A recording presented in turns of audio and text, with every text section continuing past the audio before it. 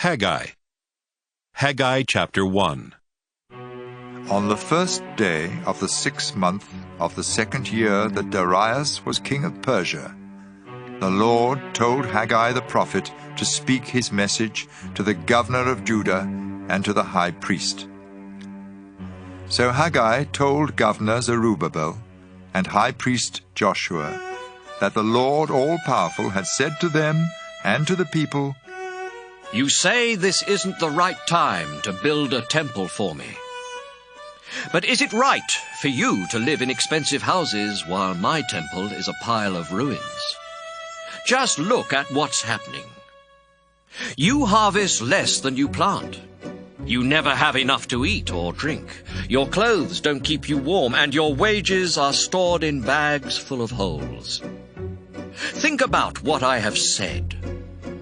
But first, go to the hills and get wood for my temple, so I can take pride in it and be worshipped there. You expected much, but received only a little.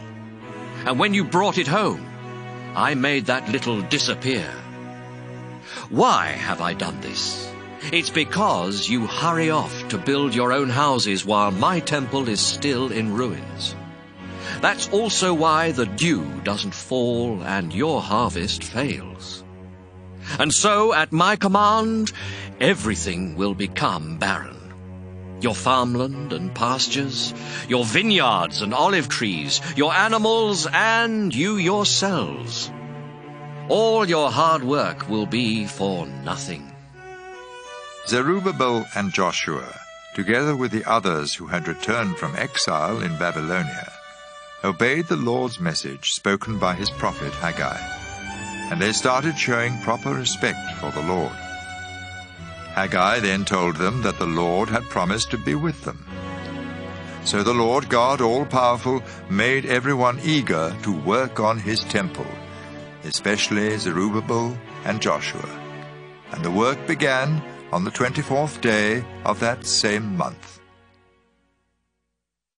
Haggai chapter 2. On the 21st day of the next month, the Lord told Haggai the prophet to speak this message to Governor Zerubbabel, High Priest Joshua, and everyone else. Does anyone remember how glorious this temple used to be? Now it looks like nothing. But cheer up, because I, the Lord all-powerful, will be here to help you with the work, just as I promised your ancestors when I brought them out of Egypt. Don't worry. My spirit is right here with you. Soon I will again shake the heavens and the earth, the sea and the dry land. I will shake the nations, and their treasures will be brought here. Then the brightness of my glory will fill this temple. All silver and gold belong to me, and I promise that this new temple will be more glorious than the first one. I will also bless this city with peace. On the 24th day of the 9th month, the Lord God all-powerful told the prophet Haggai to ask the priests for their opinion on the following matter. Suppose meat ready to be sacrificed to God is being carried in the folds of someone's clothing, and the clothing rubs against some bread or stew or wine or olive oil or any other food. Would those foods that were touched then become acceptable for sacrifice? Of course not, the priests answered. Then Haggai said, Suppose someone has touched a dead body and is considered unacceptable to worship God. If that person touches these foods, would they become unclean? Of course they would, the priests answered. So the Lord told Haggai to say, That's how it is with this entire nation. Everything you do and every sacrifice you offer is unacceptable to me.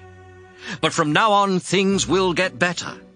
Before you started laying the foundation for the temple, you recalled what life was like in the past. When you wanted 20 bushels of wheat, there were only 10.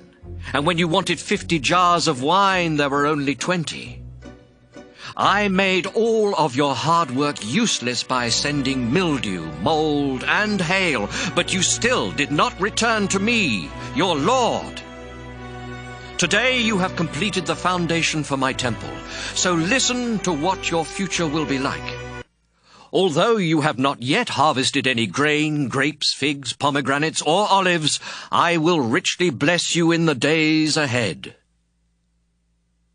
That same day the Lord spoke to Haggai again and said, Tell Governor Zerubbabel of Judah that I am going to shake the heavens and the earth, and wipe out kings and their kingdoms. I will overturn war chariots, and then cavalry troops will start slaughtering each other.